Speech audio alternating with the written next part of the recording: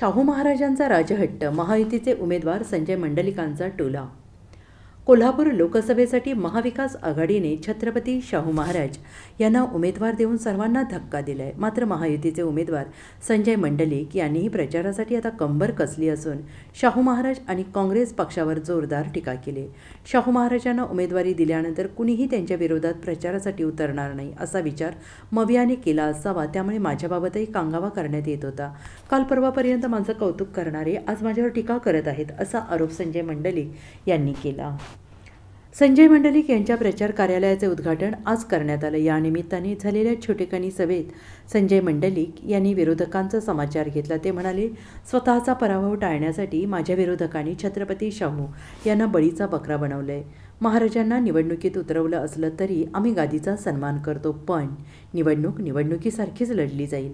निवडणूक म्हणजे कुस्तीचा आखाडा आहे। आखाड्यात कोण छोटा कोण मोठा याला काही अर्थ नसतो। कुस्तीत डाव टाकावाच लागतो। त्यामुळे हसन मुश्रीफ यांनी महाराजांना निवडणुकीत न उतरण्याची विनंती केली होती, पण महाराजांनी ही विनंती स्वीकारली नाही। कदाचित त्यांची राजकीय महत्त्वाकांक्षा असावी। ते जसे कोल्हापूरच्या गादीवर आले तसे त्यांना कदाचित लोकसभेतही जायचे असेल, पण त्यांचा हा राजहट्ट आहे। त्यांचा हा राज्यहट्ट कोल्हापूरची जनता पूर्ण करणार नाही।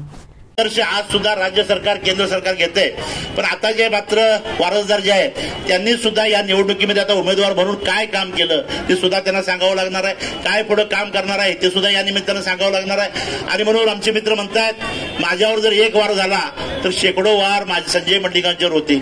आता ही जर ताकद बघितली तर शेकडो आहे का हजारो आहे त्यांनीच समजून घ्यावं, एवढंच मला सांगायचं आहे। ते नेहमी सांगतात की थेट पाईपलाईननं पाणी आम्ही आणलं।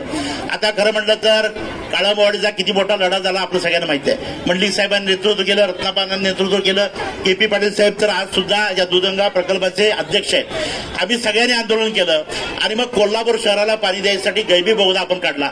गैबी बोगदा काढल्यानंतर थेट पाईपलाईन पाणी सुद्धा यातूनच द्यावं अशा पद्धतीचं घेतलं। आणि मग इथं आता सांगितलं जाते आता पाणी थेट पाईपलाईन आलं। आम्ही त्या पहिल्या अभ्यंग स्नान त्यांनी एकदा केलं। कोल्हापूर शहरातली माणसं म्हणतात एकट्यानेच आंघोळ केली, आम्ही काय अजून आंघोळ केलेली नाही। आणि म्हणजे सगळे प्रश्न जर आपण बघितले तर या मंडळीने या काळामध्ये खरं म्हटलं तर टीका टिप्पणी करण्यामध्ये आम्हालाही रस नाही, पण आता निवडणुकीच्या आखाड्यात आल्यानंतर आणि समोरच्या बाजूने वार वाढल्यानंतर आम्ही कोल्हापूरकर आहोत हे त्यांनी लक्षात ठेवावं। ज्या पद्धतीच्या पोरी त्याच पद्धतीच्या बाबळी इथं असणार आहेत। आणि मग पुढच्या काळामध्ये सुद्धा याचं भान ठेवून पुढच्या काळामध्ये आमच्या मित्रांनी या निवडणुकीमध्ये सहभाग घ्यावा ही विनंती करतो। खरं म्हटलं तर अनेक गोष्टी सांगण्यासारख्या आहेत, पण आज पाडव्याचा सण आहे। मोठ्या संख्येनं रॅली काढून माझ्या माता भगिनी उन्हात आलेल्या आहेत। आता पोळ्या करायच्या आहेत, आमच्या सुनबाई पण आलेल्या आहेत, घरात जाऊन पोळ्या करायच्या आहेत, त्यामुळे मी अधिक बोलत नाही। पण या निवडणुकीला मला महायुतीने उमेदवार दिल्याबद्दल सर्व महायुतीच्या नेत्यांचं पुन्हा एकदा आभार व्यक्त करतो। या पुढच्या काळामध्ये मुश्रीफ साहेबांच्या मार्गदर्शनाखाली, धनंजय माडिक साहेबांच्या मार्गदर्शनाखाली, चंद्रजित नरके साहेब आहेत, आंबेडकर साहेब, के.पी. पाटील साहेब आहेत, यांच्या मार्गदर्शनाखाली प्रचार यंत्रणा अतिशय सक्षमपणाने राबवू आम्हाला निश्चितपणाने खात्री झालेली आहे। ज्या पद्धतीनं कागल तालुक्यामध्ये, चंदगड तालुक्यामध्ये मी मेळावे घेतले, त्या मेळाव्या नव्हत्या तर फार मोठ्या सभा होत्या। आणि म्हणून मेळाव्याला ही परिस्थिती, तर पुढच्या काळामध्ये नेते मंडळी ज्यावेळी येतील त्यावेळी कशा पद्धतीनं कोल्हापूरचं चित्र असेल याचं एक ट्रेलर या निमित्ताने बघितला।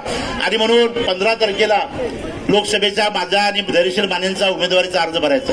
आणि म्हणून मुश्रीफ साहेब आपल्याला विनंती करेन, या 15 तारखेला अर्ज भरण्यासाठी सुद्धा याच मोठ्या संख्येनं आपण सगळ्यांनी उपस्थित राहायचं आहे। आपल्या सर्व कार्यकर्त्यांना घेऊन मोठ्या शक्तीनं आपण उमेदवारी अर्ज भरायला जायचं आहे। आणि त्या पुढच्या काळामध्ये आपण सगळ्यांनीच मोदीजींची सभा असेल, अनेक योगीजी आपल्याकडे येणार आहेत, या सगळ्यांच्या सभा यशस्वी करायच्या आहेत। माझी निश्चितपणानं खात्री आहे या सगळ्यांची ताकद एकवटली तर निश्चितपणानं समोरच्या बाजूला माणूस शिल्लक राहणार नाही परिस्थिती होणार आहे। आणि ही परिस्थिती पुढच्या काळामध्ये आणण्यासाठी कार्यकर्त्यांनी, माता भगिनींनी आजपासून झटावं एवढी विनंती करतो। Bureau report, SBN Marathi, Kolhapur.